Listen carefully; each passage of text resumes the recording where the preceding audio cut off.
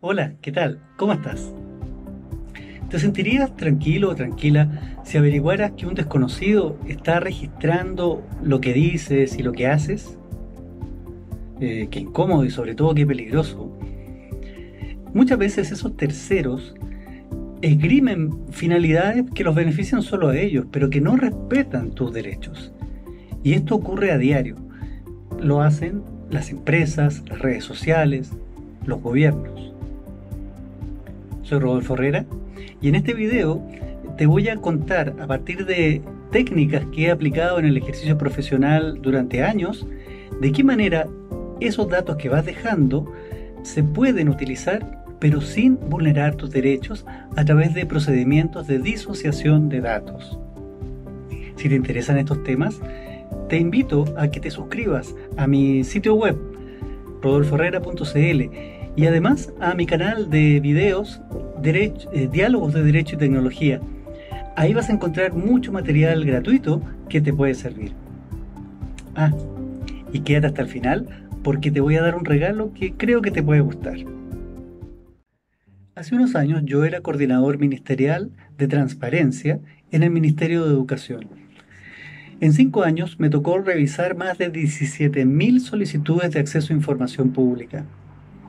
En una oportunidad, un investigador nos solicitó una base de datos con alumnos de enseñanza básica de una comuna bastante populosa de Santiago, porque él quería los datos de asistencia para realizar un estudio sobre deserción escolar.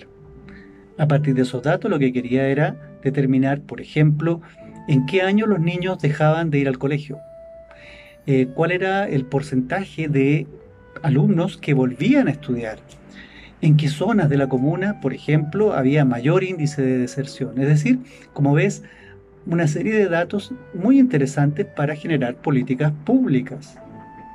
Lo que hice entonces fue solicitar a una división del ministerio que elaboraran una base de datos y que se la entregaran a este investigador. Prepararon la documentación, pero para proteger a los menores le quitaron los nombres y apellidos y le enviaron la información. Sin embargo, cuando la recibió el investigador me llamó enojado porque decía, me entregaron una información que no me sirve de nada. Si yo no tengo el nombre de los niños, no puedo hacer trazabilidad de los datos, no puedo saber su asistencia durante estos 8 años, no me sirve de nada. Y voy a reclamar ante el Consejo para la Transparencia, me decía. Frente a esta situación, lo que hice fue pedirle que me diera una semana para tratar de arreglar la situación, de ver qué salida le podíamos dar antes de que fuera a reclamar al Consejo. Y me contacté con este jefe, el jefe de la unidad a la que le había encargado la primera respuesta. Lo que me dijo frente a esto, entonces hay que denegar. Prepara una denegación formal de la solicitud. Estaba en un problema porque yo en realidad no estaba convencido realmente de que correspondiera denegar en absoluto esa solicitud. Además, era muy probable que el investigador reclamara con mayor razón ante el Consejo para la Transparencia y había posibilidades de que también nos ordenara este Consejo la entrega. Entonces, frente a este problema yo tenía que determinar, por un lado, cómo podía no cumplir con la orden que me estaba dando el jefe sin dejarlo mal. ¿Cómo evitar que el investigador reclamara ante el Consejo? Y sobre todo, ¿cómo aplicar y cumplir correctamente tanto la ley de transparencia como la ley de protección de datos de forma simultánea? Estuve pensando un par de días y contacté a un amigo que tenía en la división de tecnología y le pregunté, oye, ¿es realmente factible que podamos intervenir la base de datos reemplazando los nombres y los apellidos de los menores por códigos alfanuméricos que se formen por letras y números aleatorios? Como eran muchos datos, este amigo va y me dijo, dame un par de días para analizarlo porque tengo que ver la factibilidad técnica. Bueno, lo hizo y me dijo que sí, que se podía intervenir. Eso sí, no podía terminar el trabajo antes de 2 semanas. aún seguía con problemas porque en realidad yo le había pedido una semana al investigador para que no fuera al consejo a reclamar antes de que pudiera darle una respuesta. Pero de todas formas le dije, ya, prepara la base de datos, enmascaren los datos, vamos a entregarla de esa manera. Luego de 2 semanas me entregan la información y yo se la envío al investigador. Afortunadamente, no había solicitado todavía un amparo, un reclamo ante el Consejo. Y quedó bastante satisfecho con la información, hizo un estudio bastante interesante, de hecho.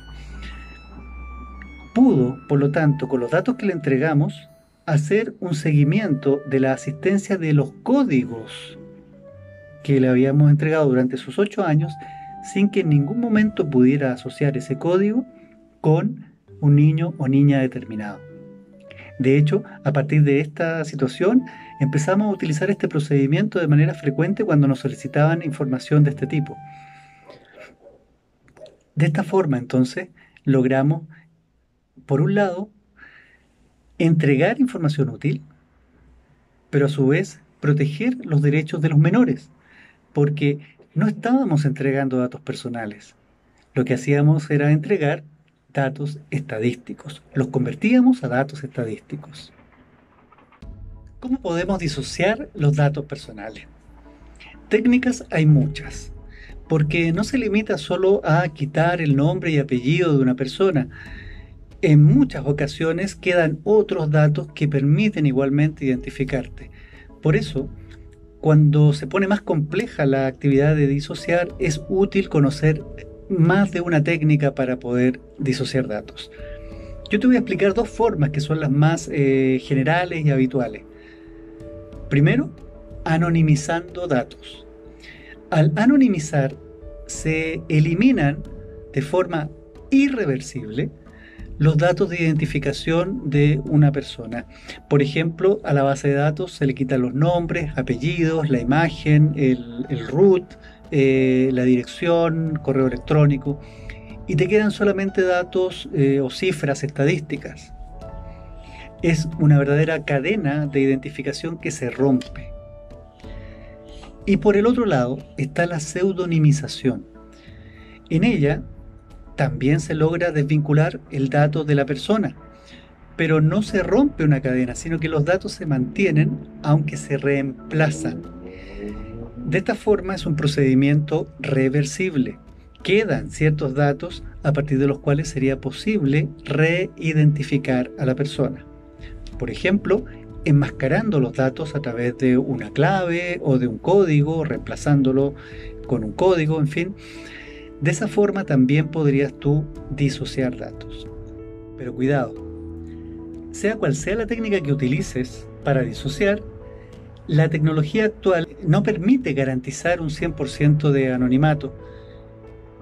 Y lo que se busca realmente con la disociación es bajar, disminuir la probabilidad de reidentificación. Entonces, ¿cómo podemos determinar que una disociación se ha realizado correctamente respecto de un dato?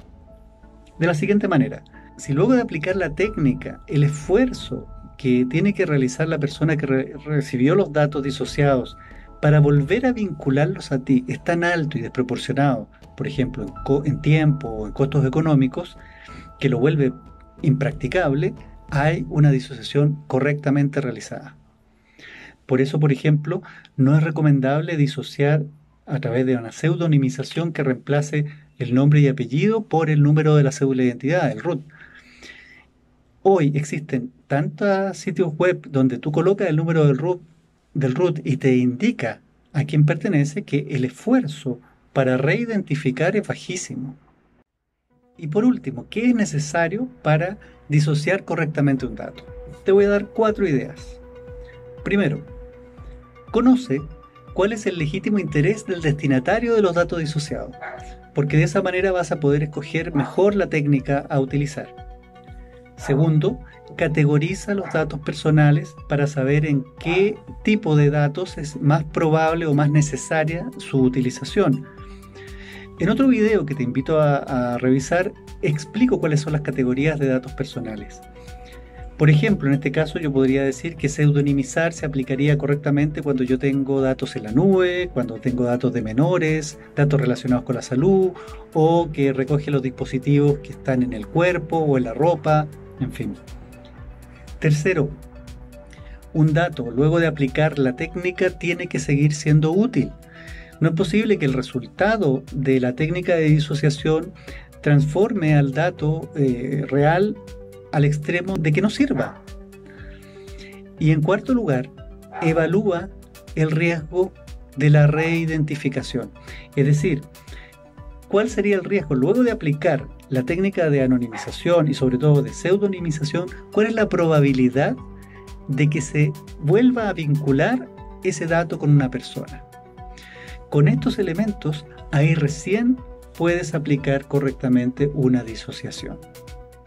En síntesis, la disociación a través de la anonimización o la pseudonimización de los datos personales constituyen procesos o procedimientos sumamente útiles porque permiten usar los datos, pero garantizando tus derechos a través del cierto anonimato que te entregan. Espero que te haya gustado este video y aprovecho de decirte cuál era el regalo que te prometí al inicio. Un taller gratuito. Claro, si te suscribes a mi blog, vas a formar parte del listado de personas a las que voy a invitar gratis a uno de los talleres que imparta. Para eso, coloca tus datos, además indicando cuál es la materia o qué temas te gustaría que abordara en el taller. Bueno, eso es. Muchas gracias y nos vemos en el próximo video.